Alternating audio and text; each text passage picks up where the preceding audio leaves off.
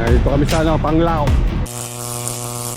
Ay mga lodi, so yung video natin ngayon is itutuloy lang natin yung ano, yung nakaraan natin na video about sa line to ground mga lodi. Medyo malapit-lapit tayo sa ano, sa transformer mga lodi. Papakita ko sa inyo yung line to ground dito sa Bohol. So nandito tayo sa Panglao.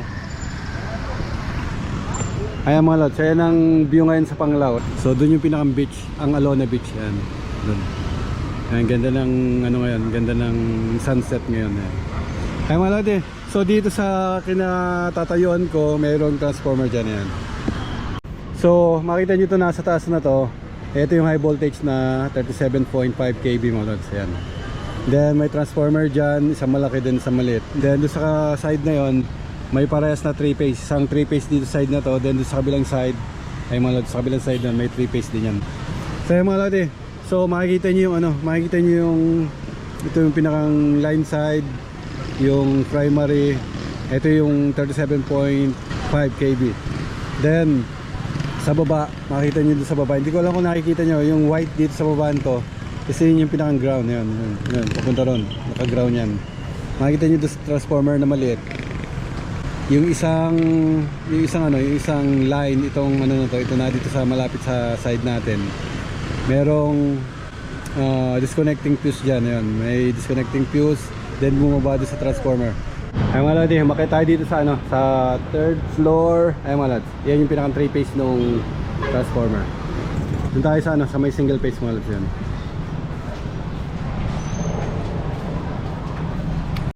Ay mga lodi, makikita nyo yung pinakang terminal na block.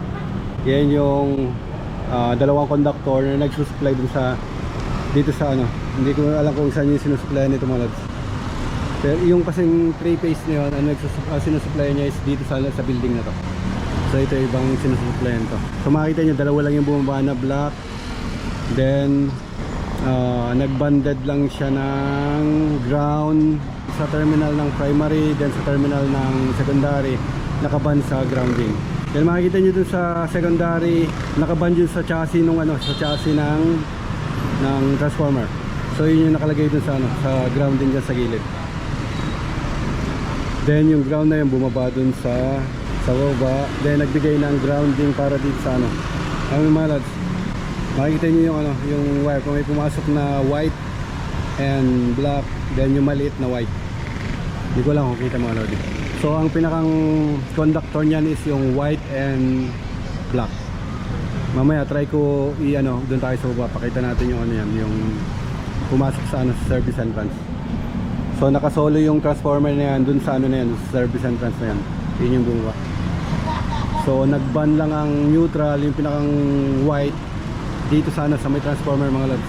Doon lang siya nagban, then binigyan ng grounding yung ano, yung service entrance. So 3 wires na pumasok sa ano yan, service entrance yan mga lods. Yung malaki ganun din, yung nasa likod. Ayan mga lods yan. Makikita nyo dito sa harapan natin yan. So yung terminal is naka-ban sa terminal ng primary, naka-ground mga lods. Ayan, makitang-kita nyo naman. Yan na rin yung pinakang ano yan, pinakang grounding na binibigyan niya lahat ng grounding. Ayun, makikita nyo yung mga bumaba ng ano, parang pinakang guy wire nitong ano na to. Ito.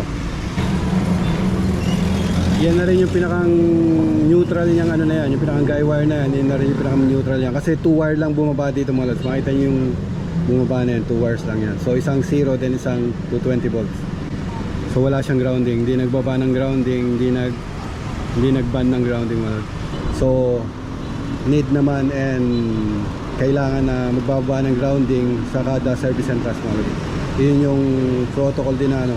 Now, kung wala katulad dito, sinabi ko yung dating video, kung wala yung banding, kung may banding man at hindi binaba dito sa ano, kung hindi binaba dito sa service entrance, pwede tayo mag-band sa panel mga lods. So yun yung pinakita ko na nakarang video mga lods, sa panel nag-band para makakuha ng grounding.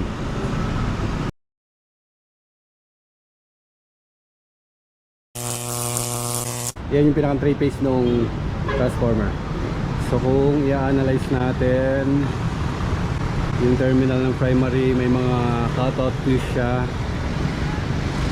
sa line side. So tiki-tiki isang line, tiki-tiki isang cutout fuse. Ayan mga lodi, 3-phase na power system dito sa probinsya. So makikita niyo yung mga wire na bumaba. Makikita niyo dito mga lods yan. Yan yung pumunta dito sa building na to. So tatlong wire yan, 3-phase yan. Makikita niyo dun sa may donut na city. So yun yung pumasok ng para sa line ng 3-phase mga lods. Yan. So yun yung wire. Yan yun. Itong X1 pupunta ng X3, naka delta to. So 220 delta, 220 3-phase. Yung isa niyan is ground lang to. Yung manipis na yan mga lods. Yung manipis na yan. So 223 phase yan, delta. Mga lods, so ito pa yung isang klase rin ng transformer model. So makita nyo doon sa 37.5 kV to, yung galing doon sa taas. So yung sinasabi natin na 13.8 kV is 37.5 kV pala yan. Yung tatlo na yan, 37.5 kV. Then transformer 3 phase. Makita nyo yung wire, may isang wire na bumaba. Isa, dalawa, tatlo. Kada isang transformer may isang wire na bumaba. Makita nyo yung green na box, yun yung pinakang donut, yung current transformer. So every phase nung transformer may current transformer yan, kada isang pase. Then makita nyo yung sa isang transformer kumapit sa isang transformer, then sa isang transformer, then tsaka bumaba. So yan yung pinaka neutral yan. Yung connection nito is naka-Y, mayroon siyang neutral, yung black, ayan yung makita nyo yung connection nya, black in, yun yung pinaka neutral. Paban yan dun sa loob para makakuha ng grounding dito sa grounding dito sa binibigyan niya ng supply. Ito yung meter nung 3-phase yan, nakahiwalay.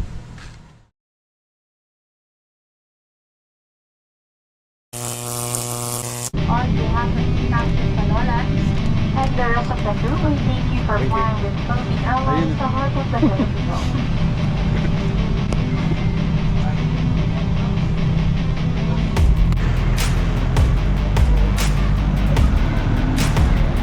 Dito kami sa Panglao.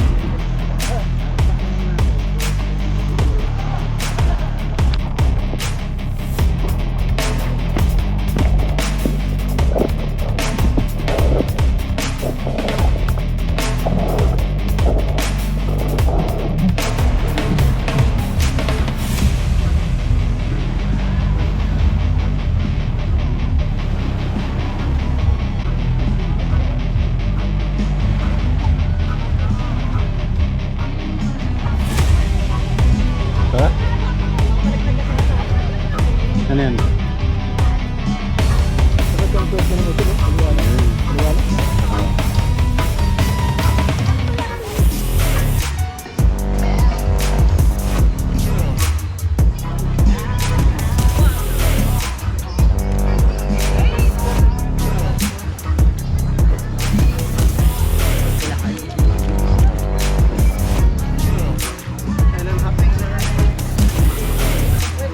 Wala natin daw. Ugat kasi. Ha? Parang naalok eh. Maluloko natin ito.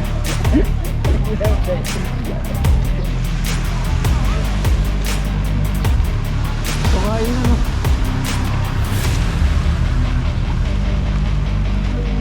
May ano kaya dyan? Pares.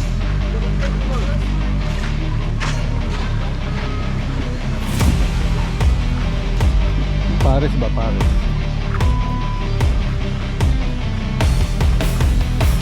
Ayan na.